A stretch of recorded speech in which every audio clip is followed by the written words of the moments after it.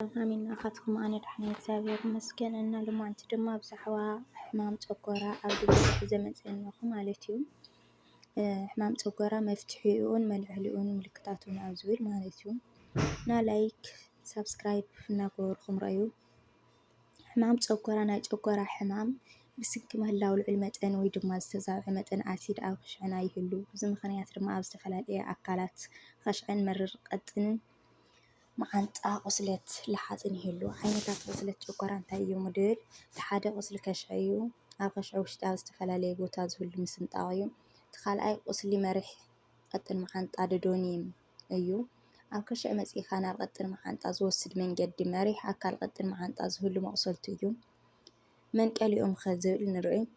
ብዝተፈላለየ ምክንያት ኣሲድ ናይ ከስዒ ዝውስኽሉ ወይ ድማ ናይ ከሽዒ ምስ ኣሲድ ዝቕንስሉ ባክተርያ ጨጎራ ምህላው እዩ። ብፍላይ ኣብ መብዛሕትኡ ሰባት ዝርከብ ኮይኑ ሄሊኮባክተር ፓይሎሪ ይበሃል። ተደጋጋሚ ፀረ ቃንዛ ምጥቃም ብፍላይ ድማ እቶም ኣዘውቲርና እንወስዶም ከምኒ ኒንስትሮይዳል ኣንቲ ኢንፍላማቶሪ ማለት እውን ኣይቢፍሮፊን ኣድቬል ወይ ድማ ኣድቬል እናተባህለ ይፅዋዕ። ዳይክሎፊናክ ኤቪዶ ወይ ድማ ኤቪዶ ንቃንዛ መገጣጠሚ እንወስዶ ኢንዶሜታሲን ይርከብዎም። ጭንቀት ናይ ኣሲድ መጠን ይውስኽ እዩ። ኣልኮል መስተ ምዝውታር ብዛዕባ ምፍጣር ኣሲድ የስዕብ እዩ። ስጋራ ምትካኽ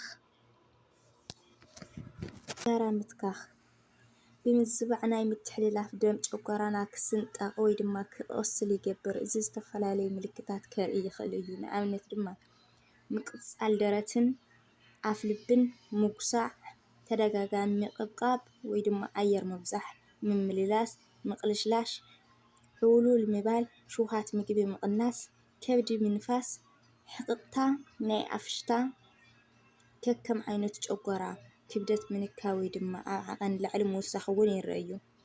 ምርመራ መብዛሕትኦም እዋን ኣብ ምርመራ ጨጎራ ምልክታት ኮይኑ ነገር ግን ብምርመራ ባክተርያ ላባላቶሪ ምርመራ ውሽጢ ጨጎራ ኣብ ካሜራ ኢንዶስኮፕ ምምርማር ሓፍ ጨጎራ ባክተርያ ምምርማር ቁን ሕሙማት ጨጎራ ዘለዎም ክገብሮም ዝግባእ ቀቅርቡ በብግዚኡ ምብላዕ። እዚ ምቅብቃብን ምጉሳዕን ይቕንስ ምክንያቱ ድማ ናይ ጨጎራ ስራሕ ስለ ዝኾነ እዩ። እቲ ካልኣይ ሓያል ዝኾነ ሕማም ዝበዝሖ ምግብታት ምቕናስ ቅመም ዝበዝሖ ምግብታት ክንቕንስ እኒአና ማለት እዩ። ዘይቲ ስብሒ ዝበዝሖ ሓዊስካ ምጥቃም እዚ ንጨጎራ ከቢድ ጠንቂ እዩ። ሳልሳይ በሊዕኻ ዘይምድቃስ ብውሑድ ቅድሚ ምድቃስ 2-3 ሰዓታት ኣቀዲምካ ምብላዕ የድሊ እዩ። እቲ ራብዓይ እኩል ኣካላዊ ምንቅስቃስ ምግባር እዩ።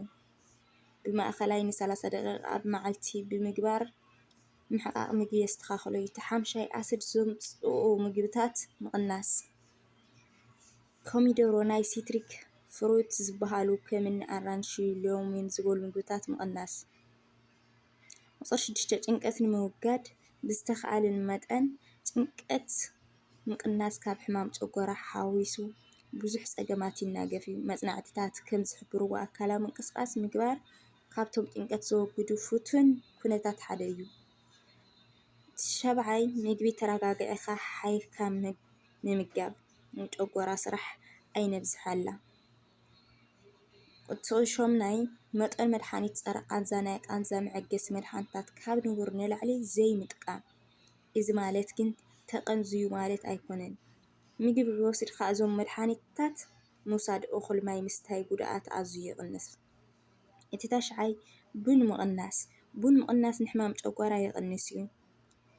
እቲ ዓሽራይ ኣልኮል ምቕናስ ኣልኮላዊ መስተ ኣብ ከሽዕን ፀላም ከብድን ኣዝዩ ሓሳይ ዝኾነ ኩነት ይፈጥር። ቁፅሪ 11 ትኪ ምውጋድ ከምሲ ስጋራ ሽሻ ዝበሉ ትኪታት ምውጋድ ካብ ብዙሕ ናይ ሕማም ጠንቅታት ትናገፍ።